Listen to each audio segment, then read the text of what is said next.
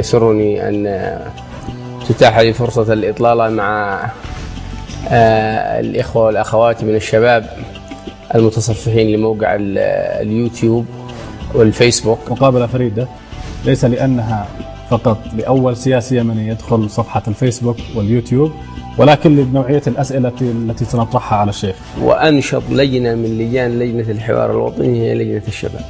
أنا أنطلق من وجهة نظر الشباب. لم يكن هناك تعليم مثلا في دبي، لم يكن هناك تعليم وإحنا بدأنا التعليم. اليوم أين دبي وأين نحن؟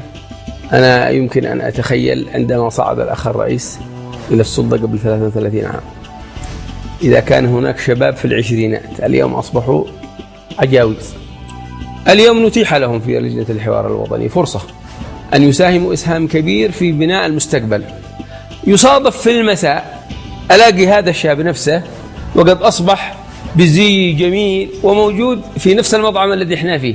فالشباب هم أصحاب الحق، وأبناءنا وإخواننا من شباب الحراك يجب عليهم أن لا ييأسوا وأن يعلموا أن جميع أبناء اليمن معهم.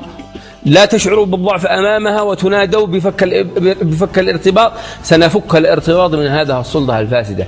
سنعيد للوحدة معناها، وحدة 22 مايو مساطرة. وصل الحال في الأسبوع الماضي في عدن، توفيق محمد صالح يكرم علي عبد الله صالح، كلها أصبحت يعني صالح. ماذا عن شباب الحوثيين؟ هم الآن في هدنة بين الدولة وإن شاء الله لا تعود الحرب. ألا تدينون للرئيس بما لكم من قوة وسلطة قبلية ومالية؟ إذا كان الرئيس يقول أنه أعطاني شيء فيجب أن يحاسب. لماذا يعطيني؟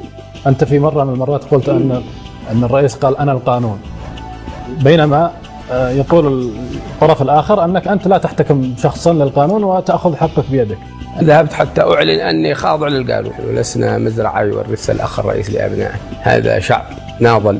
هل تسعى لأن تكون رئيس؟ والله أنا أسعى أن يتولى السلطة واحد جنوبي مثلك.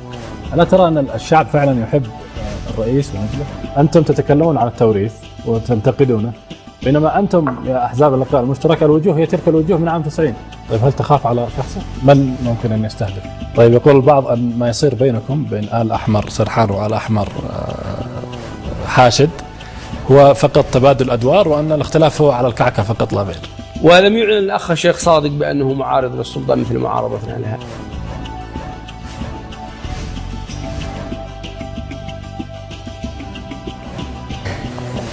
هذا آخر العنقود؟ لا باقي بعدها نصر الله وعمر. ما شاء الله. ايوه الحوار الوطني. بل بيأخر بابا، ما بيجي له متأخر.